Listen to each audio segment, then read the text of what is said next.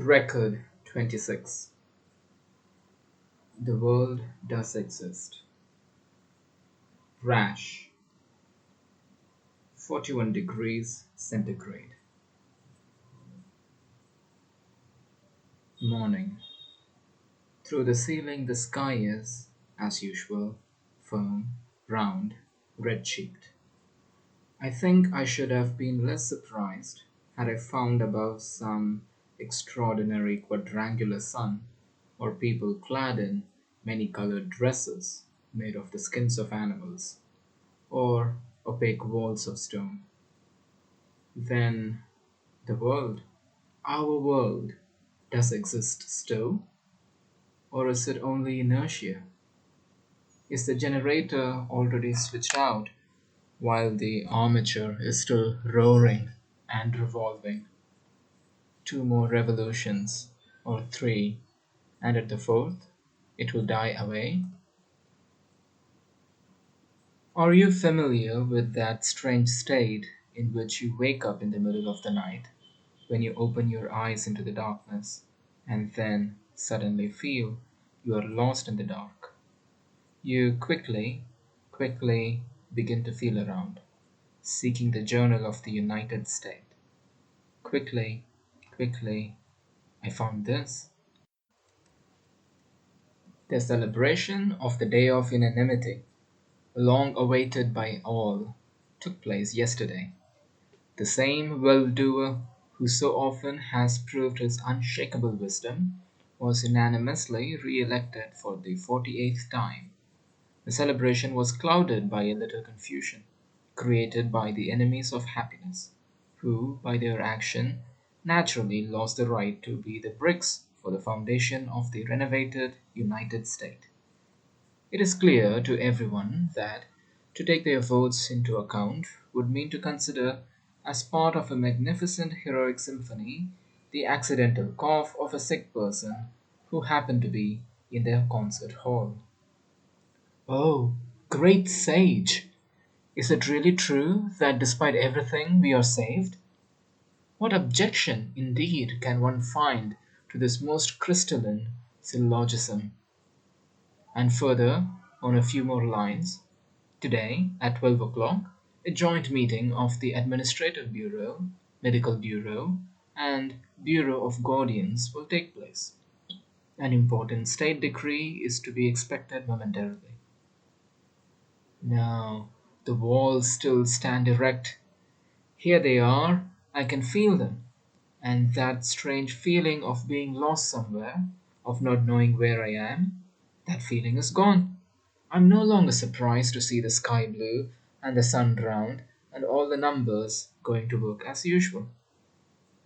I walked along the avenue with a particularly firm, resounding step. It seemed to me that everyone else walked exactly like me.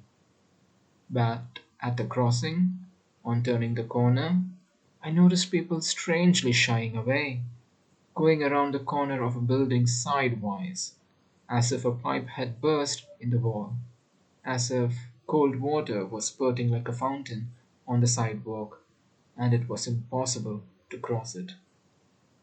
Another 5 or 10 steps, and I, too, felt a spurt of cold water that struck me and threw me from the sidewalk. At a height of approximately 2 meters, a quadrangular piece of paper was pasted to the wall. On that sheet of paper, unintelligible, poisonously green letters, MEPHI, Mephi. And under the paper, an S-like, curved back, and wing gears shaking with anger or emotion. With right arm lifted as high as possible, his left arm hopelessly stretched out backward like a hurt wing. He was trying to jump high enough to reach the paper and tear it off, but he was unable to do so. He was a fraction of an inch too short. Probably every one of the passers-by had the same thought.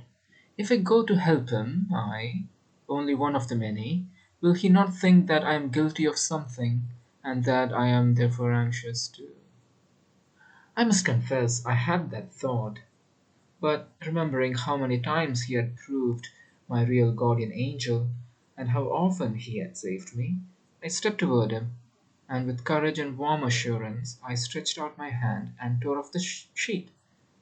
As turned around, the little drills sank quickly into me to the bottom and found something there. Then he lifted his left brow and winked toward the wall where Mephi had been hanging a minute ago.